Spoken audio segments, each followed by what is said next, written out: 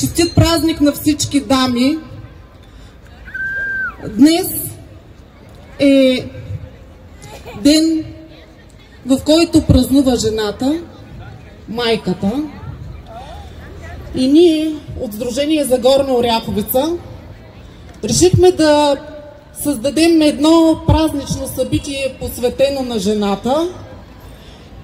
И тъй като всяко наше събитие си има кауза, каузата, която избрахме за това събитие, е един благотворителен жест. Жест към правото на живот, който има всеки един от нас. Посвещаваме най-дългото хоро, което след малко ще извием на Горна Оряховица, на Габи.